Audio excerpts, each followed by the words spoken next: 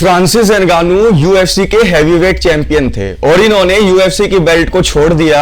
इन्होंने कहा कि मुझे ये यूएफसी का हैवीवेट का टाइटल नहीं चाहिए, आप अपने टाइटल को रखिए क्योंकि मुझे अपने हिसाब से अपने तौर तरीकों से काम करना है। क्योंकि यूएफसी के अंदर अगर कोई फाइटर साइन हो गया तो वो कहीं और फाइट नहीं कर सकता। अब आप अपने आप से अंदाजा लेकर चलिए कि आप एक कंपनी में जॉब कर रहे हैं, क्या आपको हफ्ते में 2 दिन या 3 दिन या जब आपका मन करे किसी और कंपनी में काम करने की अनुमति मिलती है? बिल्कुल नहीं मिलती।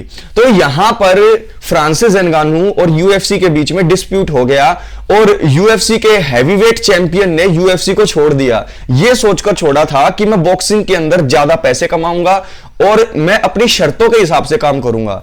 यानी यूएफसी को छोड़ने के 2 रीजन थे, पहला पैसे कम, दूसरा अपनी शर्तों के हिसाब से काम करूंगा। अब यहां पर डेना वाइट ने काफी कोशिश की कन्विंस करने की, लेकिन यहां पर फ्रांसिस एनगानू को कन्विंस नहीं कर पाए।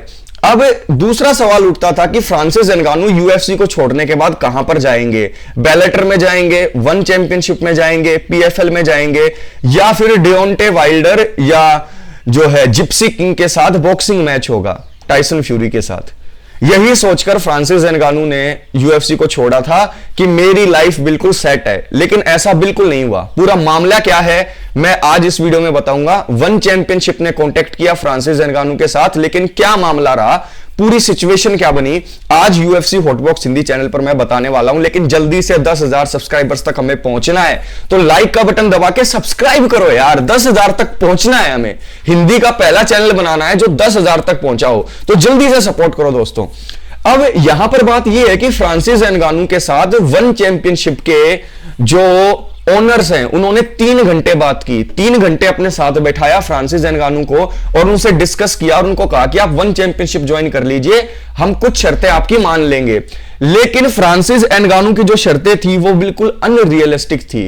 वो चाहते थे कि उनके ऊपर कोई रोक टोक ना हो, जब वो चाहे कहीं पर भी फाइट कर सके। कॉन्ट्रैक्ट तो साइन कर लेंगे वन चैंपियनशिप के साथ, लेकिन उन्हें बहुत ज्यादा छूट चाहिए और उसके साथ साथ जो उन्होंने पैसे डिमांड किए वो भी अनरियलिस्टिक थे। तो 3 घंटे की पूरी बातचीत के बाद वन चैंपियनशिप ने बिल्कुल क्लियरली यह कह दिया है कि हम फ्रांसिस एनगानू को एक बार कांटेक्ट कर चुके हैं, हमने हाथ खड़े कर लिए, हम दोबारा से कांटेक्ट नहीं करेंगे।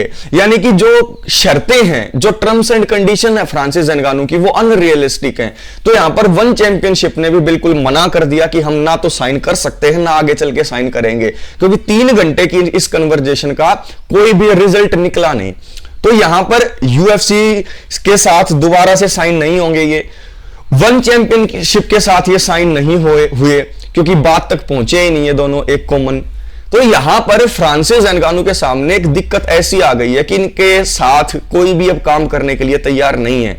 दूसरी तरफ जिप्सी किंग जो है वो उज़क के साथ फाइट करना चाहते हैं, उन्होंने फ्रांसिस एनगानू को मना कर दिया। तो जो एक सुपर फाइट थी जिसको लेकर ये एक्साइटेड था और उसने छोड़ दी थी यूएफसी, तो वो फाइट भी कैंसिल हो गई। डिओंटे वाइल्डर के साथ भी इसकी फाइट फिक्स होने वाली थी, लेकिन उसकी भी अब कोई चांसेस मुझे लग नहीं रहे हैं। हार फिरकर अब पीएफएल रह चुका है। पीएफएल के साथ यहां पर फ्रांसिस एनगानू को ना तो उतने पैसे मिलेंगे ना वो लिबर्टी मिलेगी। तो यहां पर अपने पैरों पर फ्रांसिस एनगानू ने कुल्हाड़ी मार ली है। अब कई ऐसे फाइट फैंस हैं जो कहते हैं कि फ्रांसिस एनगानू ने बिल्कुल ठीक किया। अरे बिल्कुल ठीक किया तो कैसे किया आप मुझे बताओ? इतने पैसे कम डेना वाइट नहीं देता जितना आप सोचते हो। अगर यहां पर फ्रांसिस एनगानू को यह लग रहा था कि मुझे बेटर ऑफर मिल रहा है कहीं, तो उसे ज्वाइन कर लेना चाहिए था। ऐसा नहीं कि यहां पर अपनी अनरियलिस्टिक शर्तें रख दे और यूएफसी को एकदम से हैवीवेट चैंपियन बन के मना कर दे, टाटा बाय बाय कर दे। आप मुझे बताओ कि यूएफसी ने फ्रांसिस एनगानू के लिए क्या नहीं किया? कभी बिफोर और आफ्टर की फोटो देखना आप, जब कैमरून से यहां पर फ्रांसिस एनगानू फाइट करने आए तब उनकी फोटो देखना और अब देखना। डेना वाइट ने बहुत कुछ किया है फ्रांसिस एनगानू के लिए, लेकिन फ्रांसिस एनगानू की जो ईगो है और फ्रांसिस एनगानू का जो सोचने का तरीका है वो अलग ही टेंजेंट पर चल रहा है। वन चैंपियनशिप ने भी अब हाथ जोड़ लिए हैं फ्रांसिस एनगानू से कि भाई 3 घंटे में हम आपको नहीं समझा सके, अब चाहे 3 जन्म लेने पड़ जाए हमें, हम आपको फिर भी नहीं समझाएंगे। अब फ्रांसिस एनगानू का क्या होगा, ये दोबारा फाइट करेंगे नहीं करेंगे, कुछ नहीं कह सकते। लेकिन इतनी बात पक्की हो गई है कि वन चैंपियनशिप के साथ भी ये 3 घंटे बातचीत करके किसी कंक्लूजन पर नहीं पहुंचे।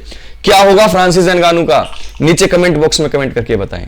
और क्या इनकी गलती नहीं थी कि यूएफसी को टॉप पे जाकर छोड़ दिया, कमेंट कीजिएगा।